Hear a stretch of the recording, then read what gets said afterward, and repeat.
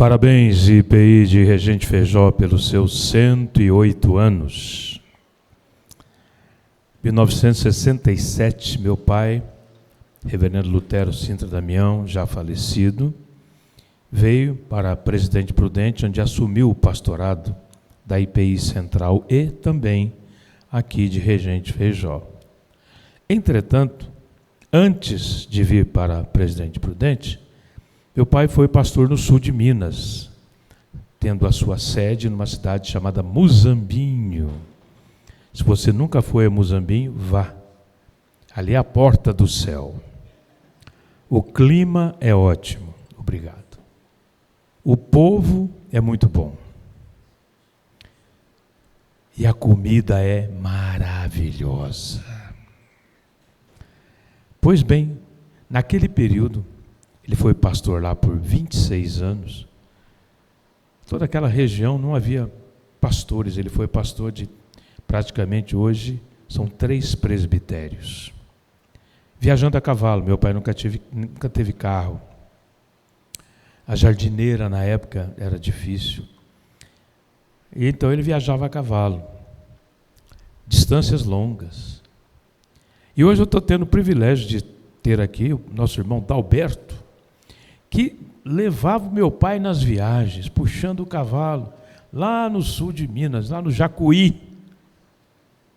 Por que chama Jacuí? Porque é jacu com injeção eletrônica, tem um Jacuí. Estou muito grato, Dalberto, pela sua família, por tudo aquilo que vocês fizeram pelo meu pai lá naquela oportunidade. Meu pai nunca foi bom cavaleiro. Ele dizia que ele caiu de todos os lados do cavalo que você possa pensar.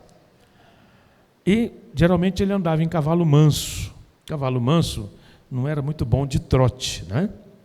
Certa ocasião, ele chegou em frente a uma igreja, deu cãibra, ele não conseguia descer do cavalo. Então, os irmãos saíram do templo, puseram as cadeiras ali fora e ele pregou montado no cavalo. Não tinha outra alternativa. Essa foi a experiência lá. Estamos nessa época com muitas datas interessantes.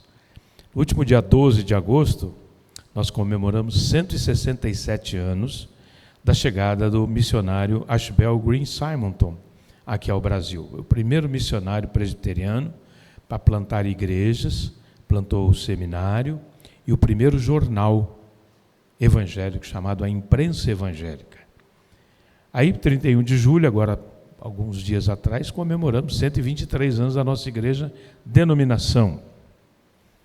E agora comemoramos aqui 108 anos. Quando eu fui pastor em Martinópolis, entre 1981 e 1984, esta igreja teve um declínio de membros e ela ia ser dissolvida como igreja e ser uma congregação presbiterial. A nossa igreja de Martinópolis, em 1955, era congregação.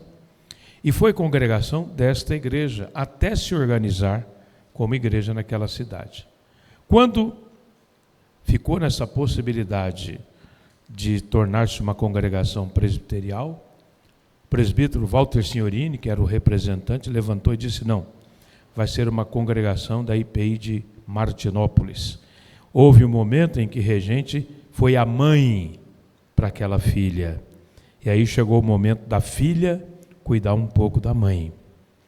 Eu vinha aqui todas as 2 quintas-feiras por mês, e nas outras 2 um diácono chamado Silas. E vinha um domingo pela manhã para ministrar a ceia. Chegava aqui, às vezes tinha 3, 4 pessoas. Mas eu olho hoje, pastor Diego, e vejo que valeu a pena. As viagens, aquele tempo em que não foi fácil. Mas se a igreja chega a 108 anos, hoje vibrante, meu coração se alegra em ver tudo o que eu já vi até aqui. Lógico que nós temos alguns remanescentes, né, daquele período. Paulinho e sua família, fique em pé aí, Paulinho, por favor, sua família. Esse é um dinossauro daquela época, não é? Tem mais alguém da minha época aí? Fique em pé, lá na década de 80. Só nós mesmo, Paulinho e nossa irmã Fátima, né? Nós somos os dinossauros. Ô, gente, é o seguinte, A Bíblia diz que precisa a gente honrar. Paulo disse que Epafrodito era uma pessoa importante. E nós deveríamos honrar pessoas como Epafrodito. Muitos daqueles 3, 4 que estavam aqui quando eu vinha não estão mais entre nós. Mas Deus preservou aqui um remanescente. Acho que eles merecem uma salva de palmas, você não acha? Né? Porque eles vão relembrar aquele tempo mais difícil. E hoje, né, Paulinho e Fátima, vendo a beleza que a igreja está, nosso coração se enche de alegria. Né? Eu estou com 47 anos de ministério. Hoje está fazendo 11 anos da minha jubilação. Foi lá na IPI Central em Presidente Prudente. Estou encontrando aqui também o Celinho e sua esposa, nossos amigos lá da Central, da IPB Central, né, da longa data. Enfim, muitos relacionamentos aqui, pastor Cícero e sua família, né? E outros, que se eu for falar aqui, né, tem gente que eu ajudei a casar, mas não vou nem falar o nome, porque vocês vão achar que eu sou um santo casamenteiro. Pois bem, depois, em 85, eu fui para Londrina trabalhar com a Junta de Missões, e Deus foi abençoando, e essa igreja conseguiu se reerguer. Eu dou graças a Deus por isso. Eu, como pastor jubilado e emérito lá em IPI Central, desenvolvo meu ministério hoje como professor no curso de teologia da Unicesumar, uma universidade sediada em Maringá, que tem polos espalhados pelo Brasil. Eu trabalho hoje na educação à distância, eu atendo os alunos em casa, sou coordenador de TCC, o trabalho de conclusão de curso. E, além disso, tenho um ministério itinerante. Sábado retrasado eu estava pregando na primeira de Bauru, domingo passado na primeira de Marília, aí hoje eu estou aqui, então eu vou servindo a Deus à medida que essas possibilidades acontecem. Então, dou graças a Deus por estar aqui com os irmãos nesta noite. Quero fazer um pequeno comercial. Eu resisti muito em usar as redes sociais para desenvolver algum trabalho evangelístico, coisas desse tipo. Muita pressão dos filhos, da família, do pessoal da igreja e até gente de fora também. Até que em junho passado, nós começamos. Meu filho toma conta disso, das filmagens, ele trabalha com marketing, o estúdio é lá em casa mesmo, a gente comprou os equipamentos. Então, segunda-feira, a gente trabalha um tema chamado Sua Vida Pode Ser Melhor. Sua vida está boa? Ela pode ser melhor. Sua vida não está tão boa? Ela pode ser melhor. Essa é a tese que a gente trabalha nas segundas-feiras em geral. Nas quartas-feiras, como eu sou mineiro gosta de causo, né, Dalberto? A gente gosta de contar uns causos. Então, eu conto causos e faço alguma aplicação para a vida da gente. E nas sextas-feiras, eu tenho trabalhado, no momento, alguns tópicos deste livro, que Deus me deu o privilégio de lançar, um estudo bíblico que eu realizei, analisando a viagem do apóstolo Paulo de Jerusalém para Roma, aquela viagem que teve o naufrágio, quando a gente cantou esse hino aí, Jesus acalmando o mar, não foi a viagem de Paulo, mas eu me lembrei da viagem de Paulo, louvado seja Deus pelo coral também. Esse livro, ele nasceu em 2010, foi numa oportunidade que eu, depois de 30 anos de pastorado aqui na Central de Prudente, me deram um ano sabático. Parte dele, nós decidimos ir para os Estados Unidos, onde eu fui ser pastor auxiliar de 2 igrejas presbiterianas, estudar. E nós chegamos lá na época do inverno. Como eu não tinha tantas atividades nas igrejas, então eu me dediquei a fazer esse estudo com o seguinte tema, na viagem da vida. E assim, cada passagem eu ia aplicando na minha viagem. Aquilo que acontecia com Paulo, eu ia aplicando na viagem que estava acontecendo comigo. Quem trabalha com comunicação sabe que uma imagem vale mais que 1000 palavras. Para os irmãos terem uma ideia onde o livro nasceu, eu vou passar algumas fotos. É aí que nós morávamos, uma vila de missionários aposentados. 10 graus abaixo de zero. É a foto mais bonita que eu já tirei. Coragem demais para você sair e apertar o botãozinho lá para tirar essa foto, né? Gente, Neve só é bonito para fotografia, o resto não presta de jeito nenhum. Ponha isso na sua cabeça, viu? A seguinte, passado algum tempo, a neve começou a baixar, aí está eu e a minha cheirosa dona Leia, que não pôde vir, mas esteve lá comigo. Pode ir? Ah, pois bem, um casal nos emprestou um carro, um Cadillac 94, enorme, uma banheira maravilhosa, né? E daqui a pouco nós vamos falar um pouco mais sobre ele. Pode passar.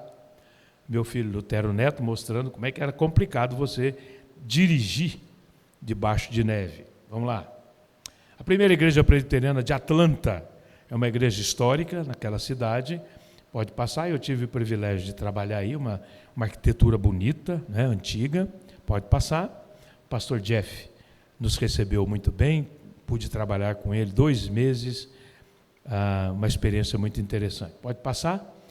A igreja da Avenida Norte, uma outra igreja, diferente, seu estilo, e onde eu tive também o privilégio de trabalhar alguns meses, com o pastor Scott.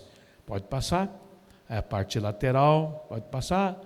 Aí lá eu, além de algumas atividades, ajudei na distribuição da ceia. Pode passar. Aproveitei que eu morava pertinho do Seminário Columbia, que é um seminário histórico, da Igreja Presbiteriana dos Estados Unidos. Lá eu fiz algumas matérias como aluno avulso. Pode passar. Uma arquitetura muito bonita. Eu pude aprender muita coisa lá também. Pode passar. Aproveitei para melhorar, eu vou estudar um pouco de inglês nessa universidade. Ela tem uma história interessante. Pode voltar lá um pouquinho, meu irmão? Isso. Um casal que foi atingido pelo avivamento da Rua Azusa. Isso é uma história mais antiga, lá na Califórnia. Eles voltaram para Atlanta. Atlanta era um reduto por conta daqueles que foram escravizados. Havia uma população negra enorme. E esse casal percebeu que eles não tinham chance de educação. Muita gente analfabeta, sem chance de cursar uma universidade. Olha que bonito. Esse casal sentiu no coração, comprou uma área, construiu uma universidade especificamente para a população negra. Eu era o único aluno branco participando das aulas lá. Como é que Deus trabalha no coração das pessoas e faz as coisas acontecer? Pode passar? Quando o inverno termina, aqui no Brasil a gente não tem isso, porque a gente mora num país tropical, abençoado por Deus e bonito por natureza. Mas nos países onde a neve cai, 3, 4 dias depois que o inverno termina, a primavera vem, e vem com tudo. Aí as flores brotam, é uma coisa maravilhosa. Aí então eu aproveitei, peguei a minha modelo profissional, né, junto com as outras flores, e tirei essa foto. Obrigado, meu irmão. Então foi nesse ambiente que nasceu o livro. Eu vou falar um pouquinho sobre ele nesta noite.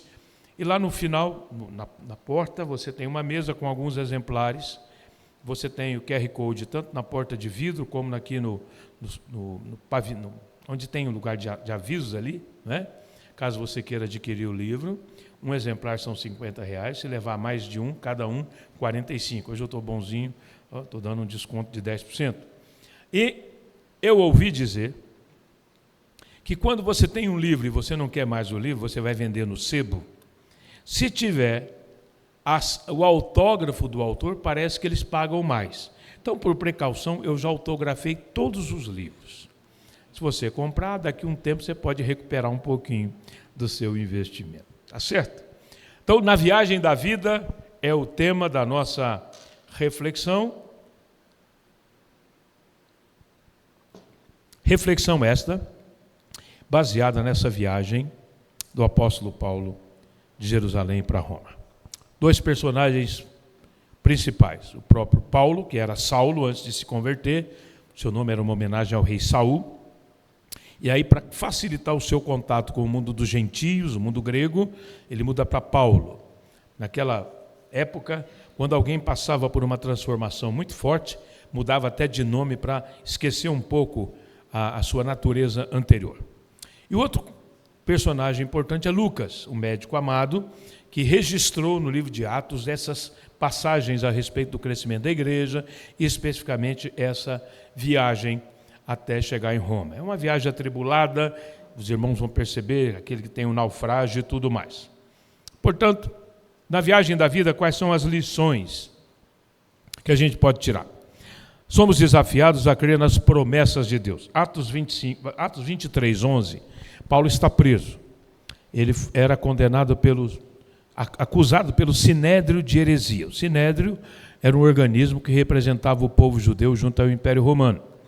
Esse Sinédrio, do qual Paulo já fizera parte, agora o acusa de heresia, porque agora ele está dizendo que Jesus é o Cristo. E aí então, ele está preso nesse contexto quando ele recebe a visita do Senhor Jesus, que diz a ele: assim como você testemunhou a meu respeito aqui em Jerusalém, você vai testemunhar a meu respeito em Roma. Paulo recebe uma promessa. Ele nunca tinha ido a Roma, ele já tinha escrito a carta aos romanos, mas agora ele recebe uma promessa: você vai para Roma. Quando? Não se sabe. Como? Não se sabe. O importante é que ele tem uma promessa. Meus irmãos, a nossa vida cristã, ela é baseada nas promessas de Deus. E todas essas promessas têm o sim do Senhor Jesus e o amém. Todas elas. Portanto, é importante você estar sempre tendo no seu coração e na sua mente promessas. Guardar essas promessas no seu coração e na sua vida. Porque a vida cristã é baseada nelas. Somos desafiados a crer nas promessas de Deus. Pode ser a mais simples. O irmão Adolfo Zola fez uma pesquisa, ele era lá da Central, e encontrou 366 vezes a promessa não temas. Por que 366? Até para o ano bissexto, que tem 366 dias. Hoje, quando a gente acordou, já viu uma promessa para mim e para você: não temas. Sabe por quê? Todos nós queremos ter alguma experiência sobrenatural, não é? O Celinho ali já teve, ele teve um piripaque qualquer um tempo atrás no coração, ficou um tempão lá desacordado, ele voltou, mas ele, se ele viu alguma coisa lá de anjo, ele nem lembra. Sabe por quê? Na escola de anjo, a primeira coisa que eles aprendem a falar é: não temas, porque toda vez que o anjo aparece, a pessoa teme, não é verdade? Então, para que a gente não tema, há promessas diárias para mim e para você, para a gente viver a nossa vida cristã. Há um hino antigo que diz: firme nas promessas do Senhor Jesus, cantarei louvores ao meu Criador. Vamos crer nas promessas. Outra lição que a gente tem: somos desafiados a entender que decisões geram consequências positivas e negativas. Atos 25, de 1 a 12. Paulo está sendo julgado. Paulo era um cidadão romano de nascimento. Seu pai era judeu, sua mãe possivelmente grega, por isso ele era um cidadão romano. Mas mesmo nas outras prisões, mesmo quando estava sendo açoitado, ele nunca apelou para esse direito. De repente, nesse momento, quando ele estava sendo acusado, ele disse: eu apelo para César, eu vou para o tribunal superior, não quero ser julgado aqui. O rei Agripa, que estava coordenando o julgamento, disse: eu ia te libertar, mas já que você apelou para César você vai. Meus irmãos, a lição que a gente aprende é que na viagem da vida, quando a gente toma decisões, nós precisamos estar prontos para ter as consequências positivas ou negativas. Até mesmo quando a gente se omite, porque a omissão é uma decisão, as consequências vêm. Qual é a consequência positiva para o Paulo? Ele foi de graça para Roma, ele não pagou passagem, ele foi como prisioneiro. Com isso, ele foi para lá com essa providência. Ele apelou para um direito que lhe era seu. Qual foi a consequência negativa? Ele vai então de Jerusalém para Cesareia Marítima, fica 2 anos preso esperando a boa vontade do governador Festo lidar com isso. Todos nós aqui que já tivemos alguma questão com justiça brasileira, demora, né? Mas não é novidade, no passado demorava também. E parece que o Festo queria algum dinheirinho por fora para libertar o Paulo, mas o Paulo não deu. Por isso ele amargou 2 anos de cadeia. Será que ele esperava por essa consequência quando apelou para César? Não.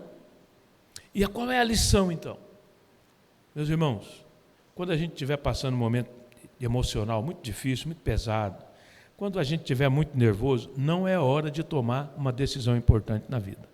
Quando a gente está nervoso, a gente toma a decisão errada.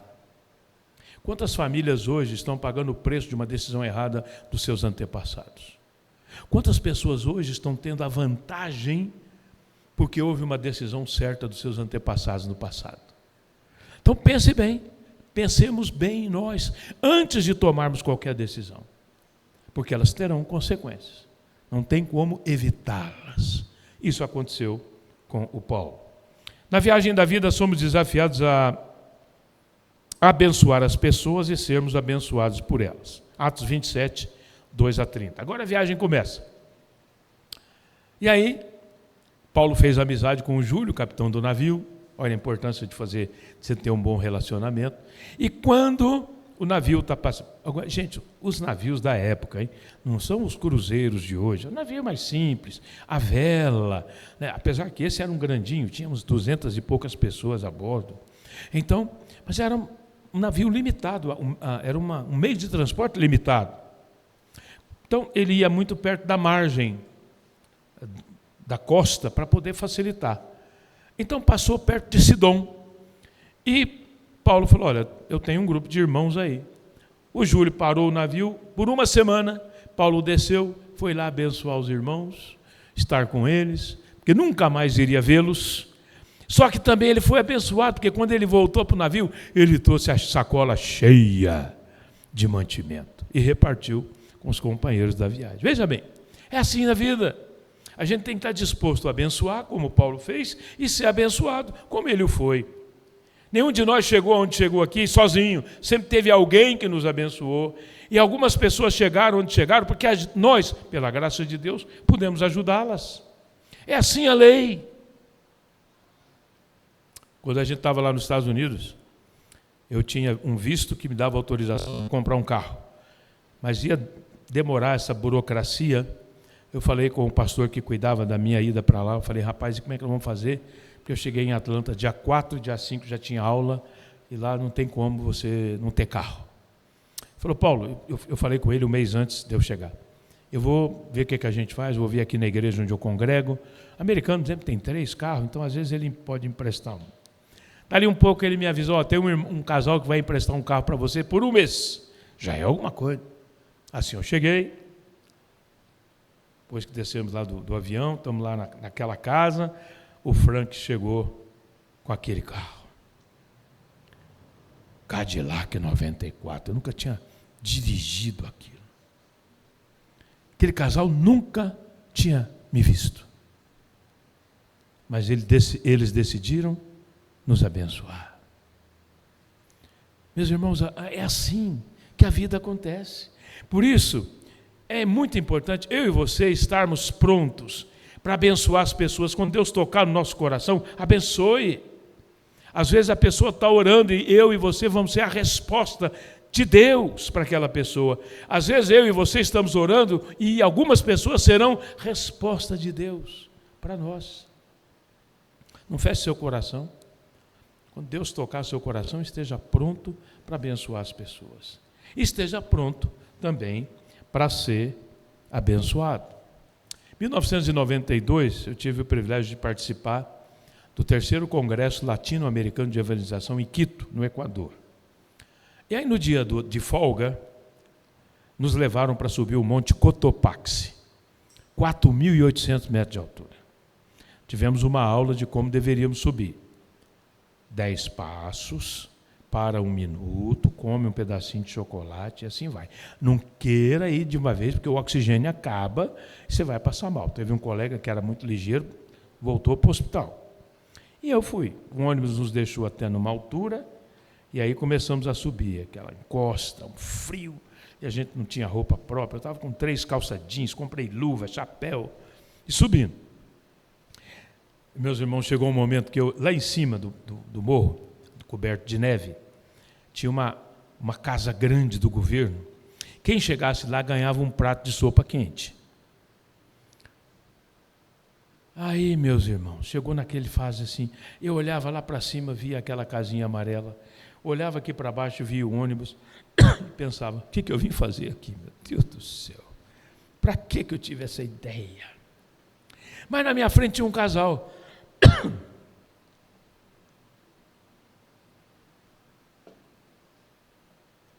O pastor e a esposa, mais velhos do que eu na época, e eu olhava para cima e dizia, se aqueles velhos estão subindo, eu tenho que subir também. Assim foi. Quando eu consegui chegar lá na casa, peguei meu prato de sopa, sentei perto deles, Falei, meus irmãos, muito obrigado. Por quê, Paulo? Porque eu olhava para cima e dizia, se aqueles irmãos, aí eu não falei velhos, se aqueles irmãos estão subindo, eu também tenho que subir. Então, estou lá comendo a minha sopa, passou o Marcão, pastor grande lá de Goiânia. Ô Paulão, obrigado, hein? Por quê, Marcão? Porque eu olhava e dizia, se o Paulão está subindo, eu vou subir também. Veja, eu fui abençoado porque eu olhava para um casal e aquele casal foi estímulo para mim. E eu não estava sabendo que eu estava sendo estímulo para um outro. É assim a vida. Tá certo? Estejamos, pois, dispostos a abençoar e sermos abençoados. Atos 27, 6. Devemos estar abertos para enfrentar mudanças. O Júlio, o capitão, percebeu que tinha um outro navio maior, melhor do que aquele. Os navios eram alugados pelo Império Romano. Então, trocou de navio para poder chegar em Roma, porque na cabeça dele isso era mais importante. O que a gente aprende? Nem sempre nós vamos ter a mesma situação ao longo da vida. De vez em quando nós vamos ter que mudar. Enfrentamos mudanças de cidade, enfrentamos mudanças geográficas, enfrentamos mudança financeira, enfrentamos mudança de enfermidade, enfrentamos mudanças de partidas de pessoas queridas. É assim a vida. Nós temos que lidar e aprender a lidar com essa questão de mudança. Tem hora que a gente vai mudar porque a gente quer. Uma promoção, eu vou para aquela cidade, legal. Às vezes eu vou mudar não que eu queira, porque outros querem que eu mude. O que a gente faz? Vamos analisar a situação e se não tiver alternativa, vamos embora. Primeira vez que eu passei em Regente Feijó foi no dia 5 de fevereiro de 1967, vindo no trenzinho da Sorocabana, saímos de São Paulo, 17 horas de viagem, e aqui foi a última parada. Regente Feijó! Nunca esqueço do grito do rapaz que passava pelo trem, né? Pelo corredor do trem. 17 horas de viagem. Eu era um garoto de 11 anos, deixei minha cidadezinha querida, meus amigos. Muzambinho, na época, a gente tinha 6.000 habitantes. Eu fui estudar no IE Fernando Costa, que somando os 3 períodos, tinha 6.000 alunos. Tinha um Muzambinho dentro do IE. Isso para mim foi uma mudança terrível. Mas eu tive que me adaptar. Hoje eu sou cidadão prudentino, sou mineiro de nascimento, mas prudentino de coração. Tive que assimilar a mudança. Eu e você devemos estar abertos para enfrentar as mudanças na viagem da vida. Somos desafiados a enfrentar tempestades, Atos 27, 14 a 16. O navio está navegando tranquilo. De repente, uma tempestade. Tudo muda. Queridos, não tinha GPS, não tinha rádio, não tinha nada a não ser as estrelas. E aí, quando o céu escurece, ninguém sabe para onde você está indo. E o navio ficou vagando mais de 10 dias, perdido no mar Mediterrâneo. Nenhum deles queria enfrentar a tempestade, mas tiveram que enfrentar. Qual a lição que a gente aprende? Nenhum de nós quer enfrentar a tempestade na vida, mas elas vêm, elas surgem às vezes por culpa nossa, a gente faz alguma coisa que gera uma tempestade contra nós. Quantos erros eu e você já cometemos que causou uma tempestade na nossa vida? Às vezes a tempestade vem por problemas de outras pessoas, decisões de outras pessoas. E a gente tem que enfrentar aquela tempestade. É assim a vida. Não tem como não enfrentar as tempestades da vida. Elas estão aí. Você enfrentou uma hoje? Prepara, porque amanhã pode ter outra. É assim.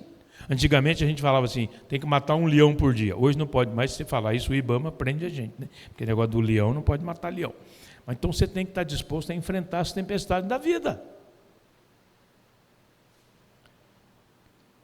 Somos desafiados, irmãos, a preservar a esperança. Atos 27, 20. Esse foi um texto que me marcou muito quando eu estava estudando lá.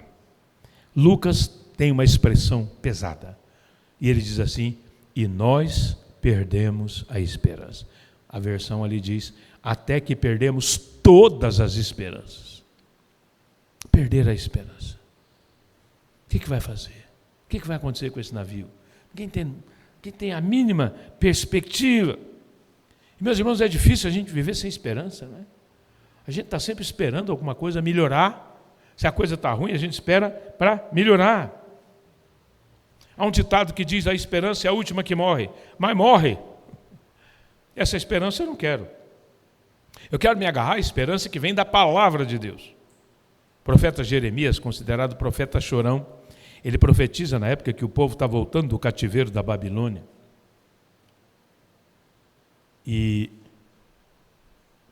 melhor, quando o povo foi levado cativo para a Babilônia. Aí a cidade de Jerusalém ficou destruída, as mulheres com seus filhos recém-nascidos e os velhos ficaram. A classe produtiva foi levada, como Daniel e os seus amigos e tudo mais. Aí Jeremias escreve o livro de Lamentações. Eu, na escola dominical, aprendi que ele era um profeta chorão, né? Mas por que ele chorava?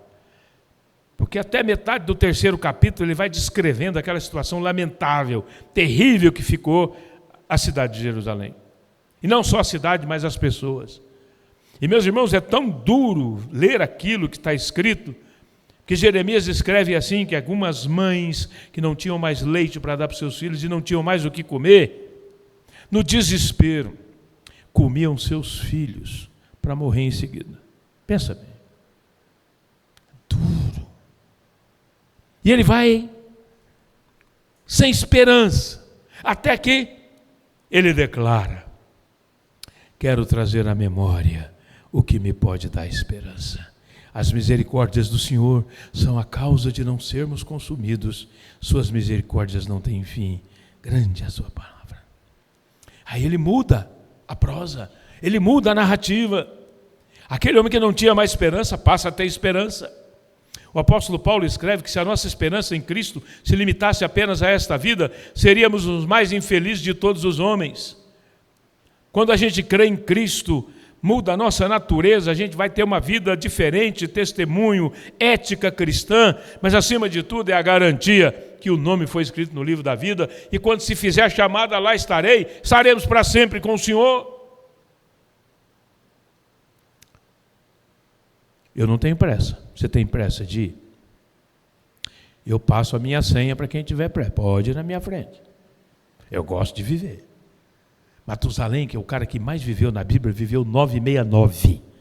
Domingo passado eu completei 71. Não parece, né? Estou conservado. E eu estou olhando para Matusalém, eu chego lá. Sabe por quê? Porque a gente tem esperança. E aí o profeta Zacarias, capítulo 9, versículo 12. Agora sim, ele escreve quando o povo está começando a voltar da Babilônia. E ele tem uma expressão que eu amo.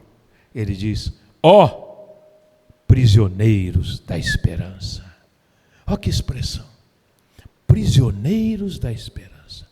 A pergunta é, qual é a algema que tem no nosso braço hoje? Você está desesperançado, não tem mais perspectivas, a algema da esperança deve estar nas nossas mãos.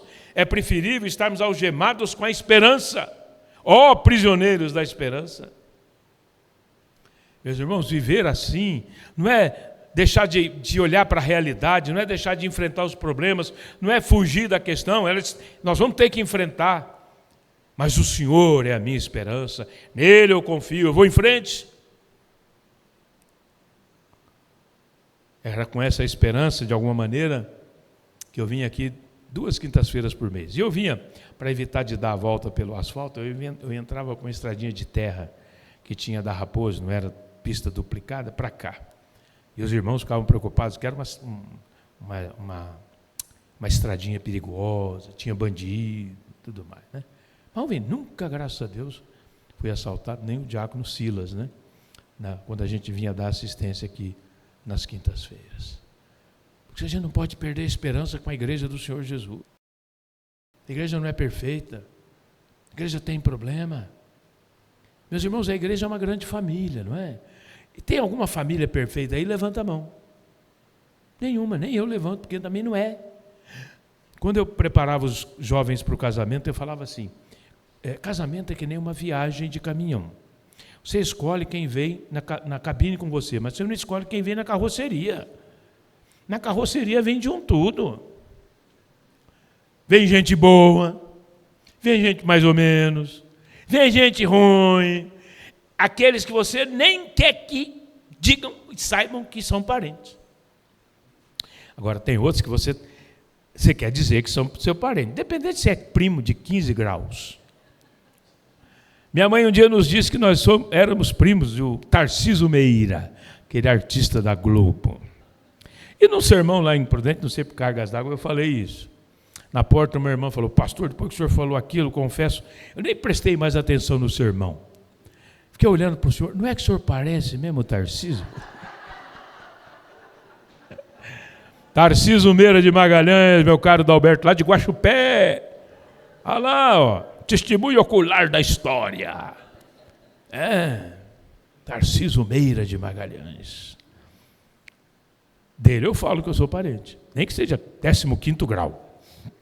Mas eu tenho parente que eu quero que você nunca saiba que eu sou parente daquele povo, não. Somos desafiados a ouvir a voz de Deus. Atos 27, 24 a 26. Imagine aquela situação, tudo muito tenso, navios sendo jogados para lá e para cá, o céu escuro, ninguém sabia onde estava. De repente Paulo levanta e diz: Deus falou comigo. Caramba! Na viagem da vida a gente precisa aprender a ouvir a voz de Deus, mesmo nas turbulências. E a mensagem que Paulo diz é boa: olha, ninguém vai morrer por minha causa, todo mundo vai se salvar. Uma mensagem positiva. Sabe, irmãos, então a gente precisa, apesar das turbulências da vida, ouvir a voz de Deus. Deus fala conosco através da natureza, a revelação natural. Salmo 19, os céus manifestam a glória de Deus, e os céus manifestam a glória de Deus e o firmamento anuncia as obras das suas mãos. Vamos olhar para a natureza. Você está querendo ouvir Deus falar com você? Olha a natureza, a gente passa, vê aquela coisa, não presta atenção. Um detalhezinho pode chamar a nossa atenção. O salmista diz: o pardal encontrou casa. O pardal. Não era um canarinho da terra do Alberto, era o pardal. Passarinho simples. Encontrou casa. E eu encontrei os teus altares. Olha, presta atenção nos pardal. Além disso, tem a revelação especial, que é a palavra de Deus. Deus cuidou para que a palavra chegasse nas nossas mãos, e é importante estudá-la, lê-la, porque muitas heresias brotam, irmãos, porque as pessoas não estão prestando atenção, não fazem a hermenêutica, a interpretação correta. Quando você tira um texto fora do contexto, ele vira pretexto. Você sabe que tem um versículo na Bíblia que diz que Deus não existe? Tem, eu mostro para você. Tem um versículo que diz que Deus não existe. E se eu quiser pegar esse versículo e criar uma seita de ateísmo, eu crio. Mas qual é o versículo anterior? Diz o quê? Diz o louco no seu coração: não a Deus. Então eu preciso estar atento a essa questão das interpretações. E nós estamos vivendo uma geração, parece que está tendo preguiça de ler a Bíblia, tendo dificuldade de estudar a Bíblia.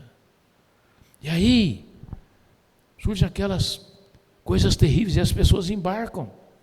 Um irmão chegou para o pastor e disse: pastor, eu estou aqui há muitos anos, gosto do senhor, a igreja é boa, mas Deus falou comigo que é para eu sair e abrir uma igreja.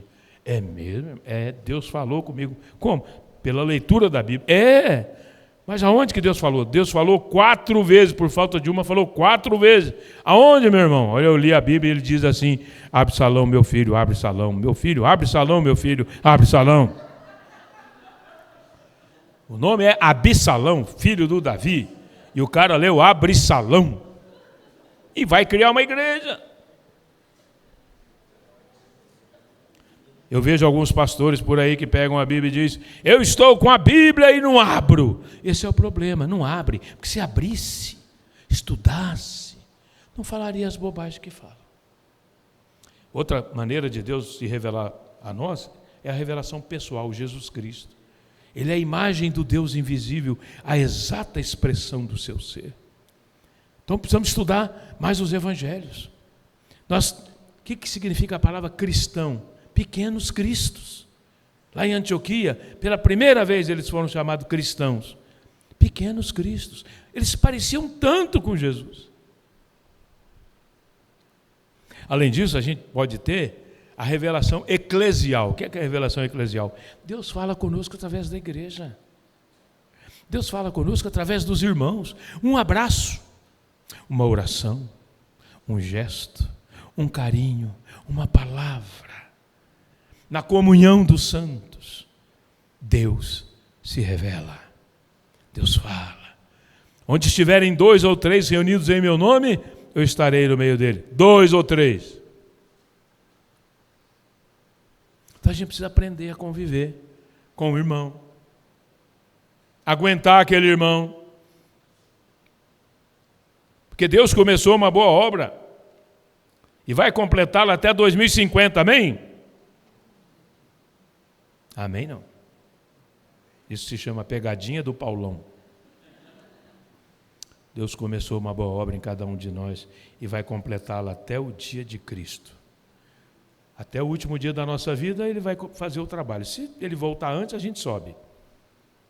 Então vamos ter paciência uns com os outros. Assim como não é fácil às vezes viver em família, não é fácil às vezes viver na igreja, mas aqui é o lugar onde a gente é aperfeiçoado. Toda a igreja que eu fui pastor e que eu conheço tem um irmão alfinete. Conhece o irmão alfinete? É aquele que está só cutucando. Qualquer coisa ele é negativa, ele fura, ele cutuca. O alfinete é pequenininho, é pontudo e dói. Não é possível, tem gente assim, negativa, pessimista. Nada está bom. Gostei da cor, hein, pastor Diego? Esquisito esse negócio de pintar a igreja de preto. E daí, qual é a cor? Com todo respeito, qual é a cor? Oficial. Quando a igreja nasceu, não tinha nem templo, gente.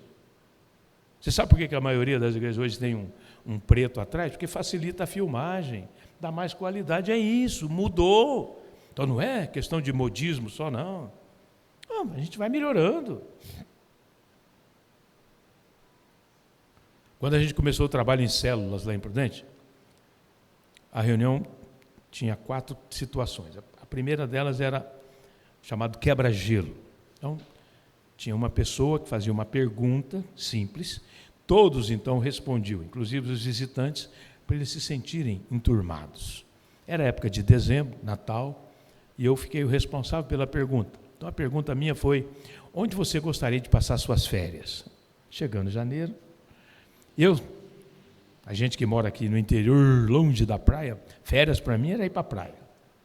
Eu então disse: eu gostaria de arrumar uma casa, pé de areia, com bastante coqueiro na frente. Uma irmãzinha falou: ah não, coqueiro tem muito mandruvá.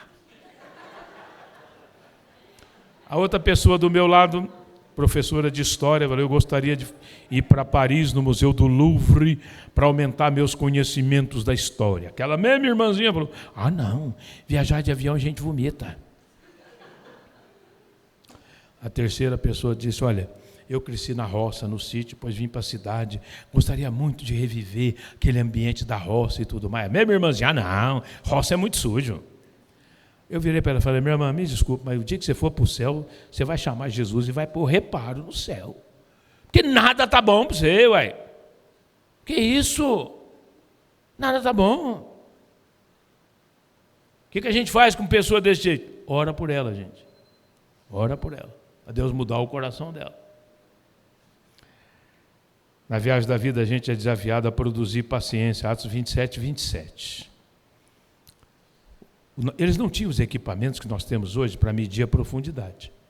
Então os marinheiros tinham medo do navio bater em alguma pedra, eles tinham medo de encalhar, então eles tinham algum tipo de prumo, alguma coisa que eles iam descendo a cordinha aqui na lateral do navio para ver a profundidade. E isso gastou tempo, tinha que ter paciência para encontrar alguma solução. Na viagem da vida, a gente precisa desenvolver paciência. Deixa eu dizer uma coisa para você que eu tenho aprendido. Nós que já temos o Espírito Santo, não adianta pedir paciência diante de uma provação. Sabe por quê? Se já temos o Espírito Santo, paciência é parte do fruto do Espírito Santo. Então a gente tem que produzir a paciência e não pedir. Senhor, me dá paciência para aguentar. Se você já tem o Espírito Santo, orou errado, no meu ponto de vista. Nós temos que frutificar a paciência. Diante daquela situação complicada, que a gente está para perder a cabeça, que geralmente as pessoas falam, conta até 10. Eu falo para você, conta até 100. que a palavra branda desvia o furor, a palavra dura suscita a ira. Para quê? Eu fico abismado de ver as brigas que as pessoas têm no trânsito, por causa de jogo de futebol, torcida contra mata o outro, umas loucuras dessa natureza humana caída. A loucura nas redes sociais, um agredindo o outro. Meus irmãos, a gente pode discordar da ideia do outro, não há problema. O que a gente não pode é ofender a pessoa que pensa diferente da gente. Vamos entrar agora na campanha política. Você pode pensar diferente do outro, mas não o diminua, não o agrida. Isso não vai levar a nada. Defenda a sua posição com galhardia, com beleza.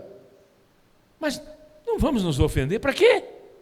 Não vai levar a nada, ao contrário. Eu não sou profeta do mal agouro, né? Mas eu não gostaria que acontecesse nenhuma morte no Brasil por causa de política nessas eleições. Em outras eleições, mortes já ocorreram. Minha família, da minha mãe, Dalberto, veio lá de Nova Resende. A época que a política, o mineiro gosta de política. Lá Nova Resende, uma cidade pequena. É a 4ª cidade mais alta do Brasil. 2 partidos políticos, Tucano contra Pica-Pau. Era essa coisa. Aí tinha aquele circo de tourada, sabe? Antigamente. E um parente da minha mãe foi assassinado na porta do circo pela corrente contrária. Para quê?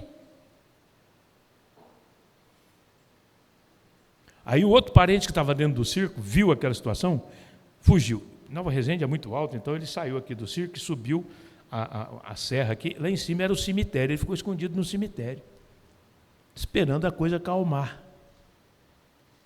Aquele palhaço que vai distrair o touro, sabe, que tem, né, no circo de rodeio, viu aquele negócio do tiroteio e também subiu para o cemitério. Mas o parente da minha mãe não viu. Ele está lá olhando, aquele palhaço cutucou por trás dele, falou: será que já carmou? Quando ele olhou no cemitério, que viu aquele palhaço suado, ele tropeçou na saída do cemitério, foi rolando, caiu no pé do policial lá embaixo. Para quê? É engraçado, mas sabe, irmãos, a gente precisa desenvolver paciência. A gente precisa contar com a mão de obra especializada, Atos 27, 30 a 32. Os marinheiros, vendo que a coisa estava difícil, decidiram pegar os botes salva-vidas e fugir. O Paulo, eu gosto de ler a Bíblia com imaginação, viu, meus irmãos?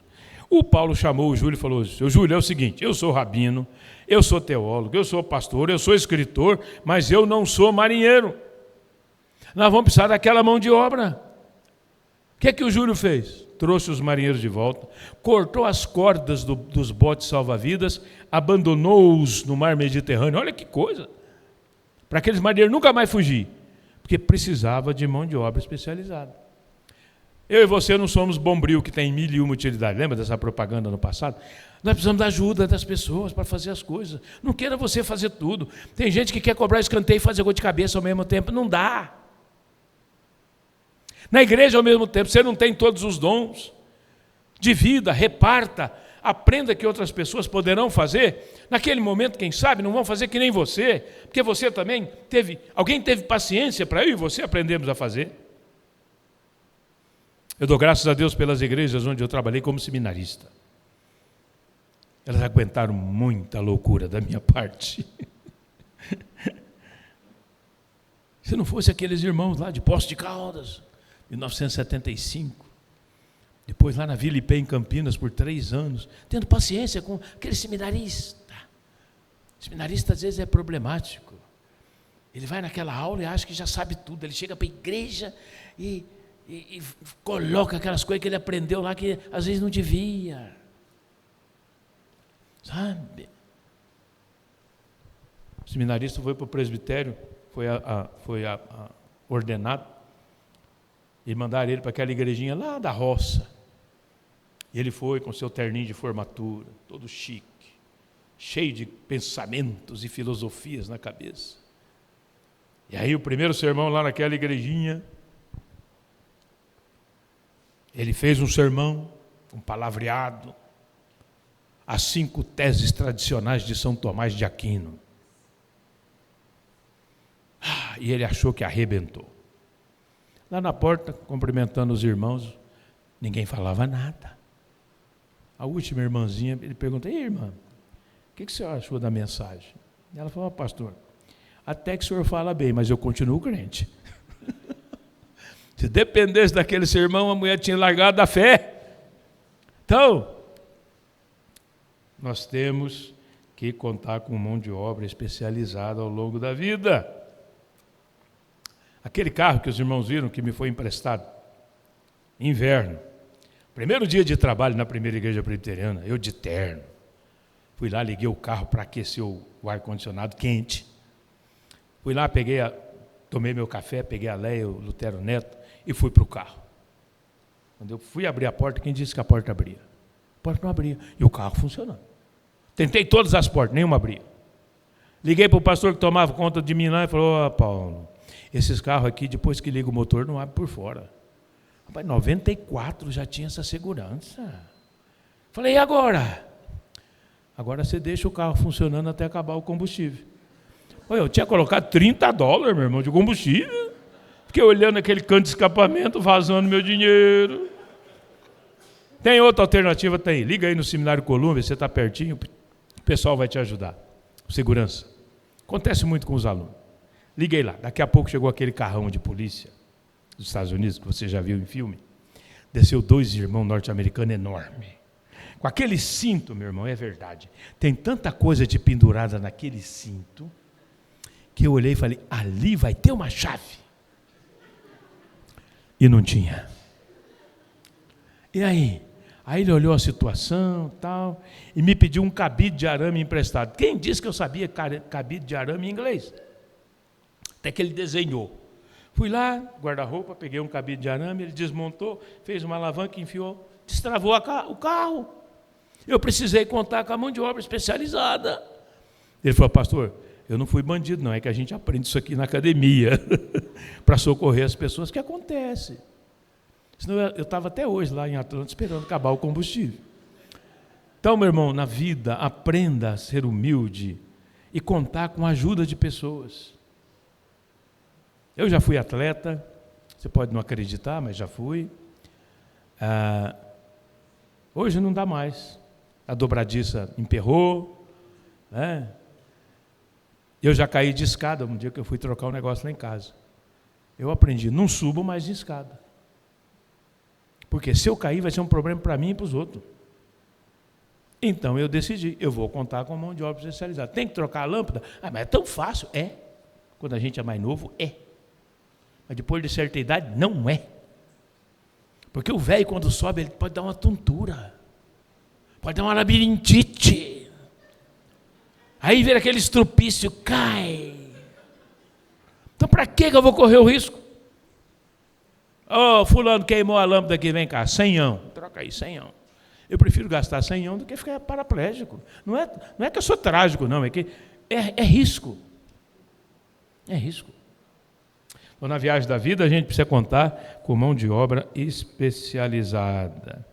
Na viagem da vida, somos desafiados a enfrentar superstições. Aí o navio atola, as ondas vêm, quebram o navio, e o capitão diz: é o seguinte, quem souber nadar, nada até a ilha de Malta, quem não souber, pega um pedaço de madeira e vai bater no pé. A gente não sabe se Paulo sabia nadar, mas o fato é que ele chegou na praia. Todo mundo chegou, ninguém morreu.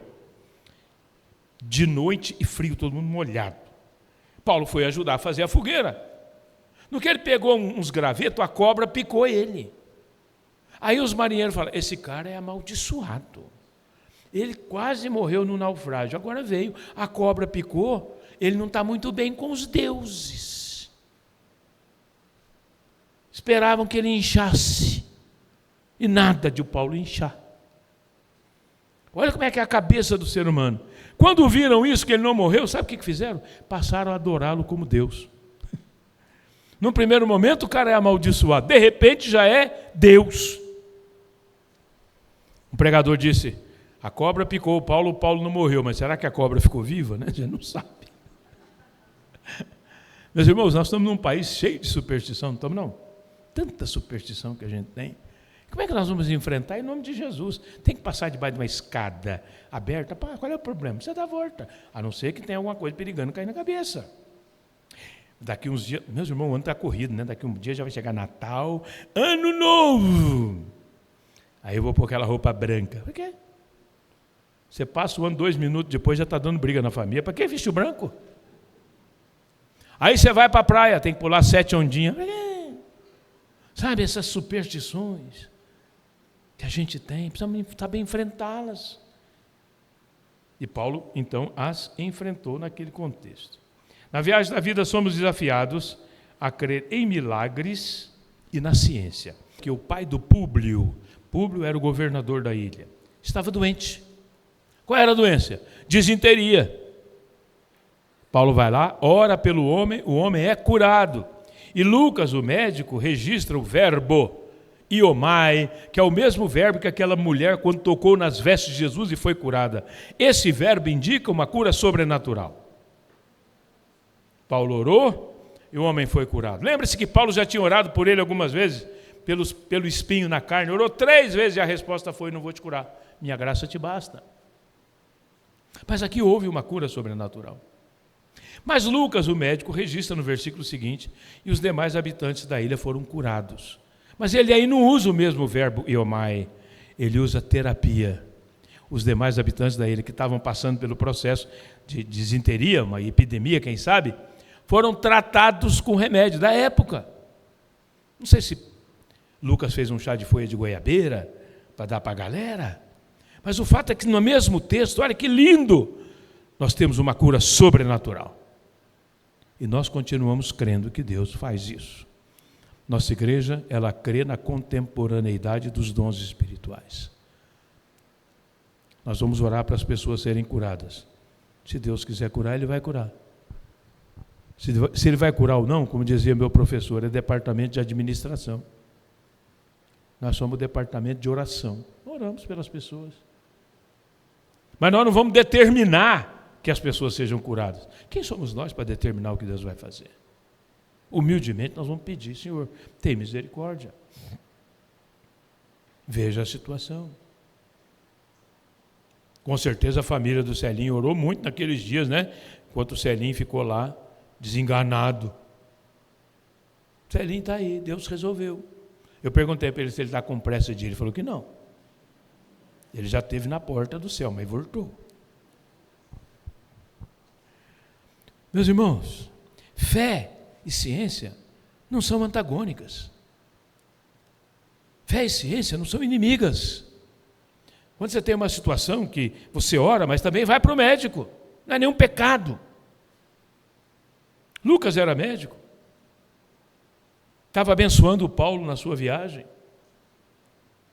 Eu nasci no dia 9 de agosto de 1955, lá na minha Muzambinho, terceiro filho dos meus pais, as 2 primeiras mulheres. Meus pais oravam para que nascesse um filho homem, esperando que ele virasse pastor. Quando o doutor Antônio Nilo de Macedo fez o parto, viu que era um menino, olhou para minha mãe e disse: mais um pastorzinho para pregar o evangelho. Profecia foi dada ali. Depois eu tentei fugir, mas Deus me pegou pelo colarinho. O que é difícil, porque eu não tenho pescoço. Como é que Deus achou e me trouxe? E aquele que fugiu, hoje está com 47 anos de ministério. Então, meus irmãos, Deus faz o milagre. Então, a ciência e a fé caminham juntos. Não há problema. Mas, finalmente, a gente tem que estar preparado para terminar a viagem. A viagem a gente começa. Alguns começam bem a viagem. Outros nem tanto. Alguns começam bem, mas no meio da viagem dá uma derrapada. Uns começam mal, mas no meio da viagem dá uma regenerada, dá uma mudada. Não é verdade? Essa é a história de cada um de nós. Por isso, às vezes, se a gente não começou bem, o importante é terminar bem em Cristo Jesus. E aí agora nós já saímos de Atos e vamos para as cartas de Paulo a Timóteo. Veja bem, Paulo chegou em Roma, que alegria! A igreja foi recebê-lo na praia, já pensou? vamos receber o novo pastor aqui, eu acho que fizeram um lanche, tudo mais. E o Paulo foi preso. Paulo não foi pastorear a igreja. Paulo foi preso numa prisão domiciliar, pagando aluguel, sendo guardado pela guarda pretoriana, que era a guarda de elite do Império Romano. Foi ali que Paulo teve que viver, atendendo as pessoas, aproveitando para escrever cartas da prisão. Aí termina esse período, ele sai, faz uma viagem pela redondeza, até que vem Nero, o imperador romano, 64 depois de Cristo, põe fogo na cidade, culpa os cristãos. Paulo era o líder, acabou sendo preso, jogado numa masmorra. Se um dia você for a Roma, tem 2 lugares que eu sugiro que você visite. O Coliseu Romano, mas não só por fora. Pague o ingresso e vá dentro.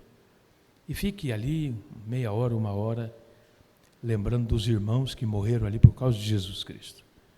Tem um livro chamado Os Mártires do Coliseu Romano. Gente que foi queimada viva, famílias que foram devoradas pelos leões famintos, por causa de Jesus. Mas também você pode ir na prisão Marmetina, onde Paulo viveu seus últimos dias. Essa prisão era um calabouço, tinha um buraco aqui em cima, por onde a comida descia, e ao lado corria o esgoto de Roma. Esse era o ambiente onde esse homem passou seus últimos dias. E meu colega e grande pregador reconhecido, pastor Hernandes Dias Lopes, usando da imaginação, tem um sermão bonito dele sobre a vida de Paulo no YouTube, você pode procurar. Ele imaginou o seguinte: chegou a ordem para que Paulo fosse morto. Então tinha uns tocos, onde o prisioneiro punha o pescoço e aí a faca descia. Quem sabe aquele carcereiro já tinha se convertido, porque ficar perto de Paulo e não se converter era difícil. Aí aquele carcereiro teria argumentado: mas não, o rapaz é bom, ele não dá trabalho para ninguém, é gente boa. Mas a ordem foi dada, ele tinha que obedecer. Paulo falou: vamos lá.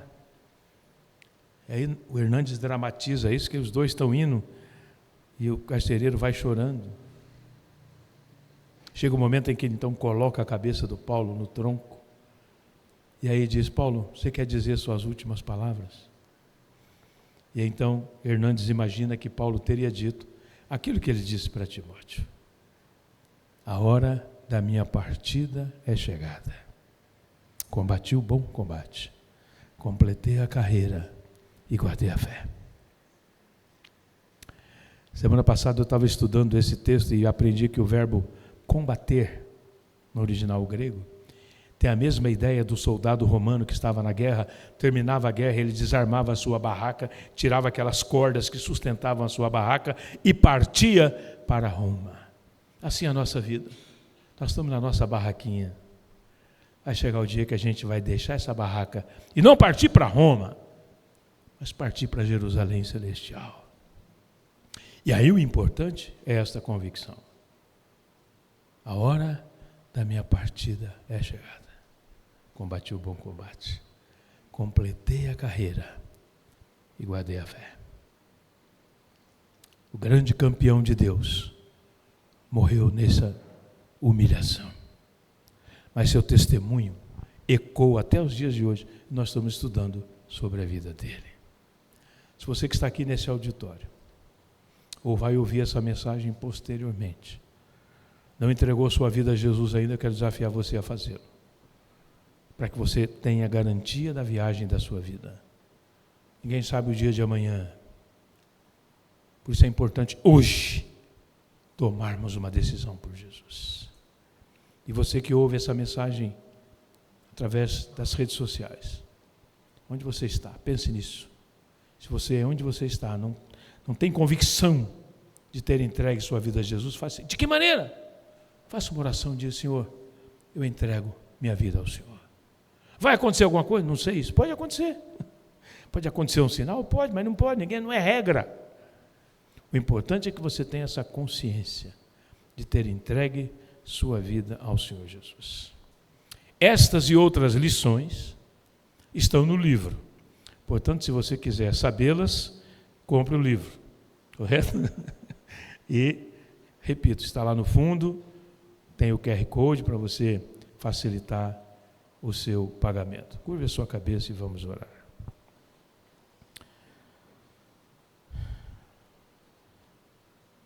Graças te damos, ó Pai, porque o Senhor Jesus, na viagem da vida dele, ele começou bem e terminou bem, quando ele disse lá na cruz, está consumado. Ele fez tudo o que precisava fazer, não faltou nada. Na viagem da vida de cada um de nós, tivemos bons e maus momentos, erramos e acertamos, mas temos a convicção de que cremos no Senhor e por isso a nossa viagem da vida aqui é mais leve, porque o teu jugo é suave e o teu fardo é leve. E mais do que isso, temos a esperança da vida eterna. Isso ninguém, nada pode tirar do nosso coração. Eu te dou graças pela existência dessa igreja. 108 anos. Quantos irmãos já passaram por aqui e estão com o Senhor? Quantos batalharam para que essa igreja permanecesse? Quantos contribuíram com suas vidas, com seus dízimos e ofertas? Hoje nós temos aqui essa igreja viva. Eu louvo ao Senhor por isso. E por aqueles irmãos que foram fiéis naquele período em que não havia muita perspectiva. Mas a igreja é do Senhor Jesus. E as portas do inferno não vão prevalecer contra ela.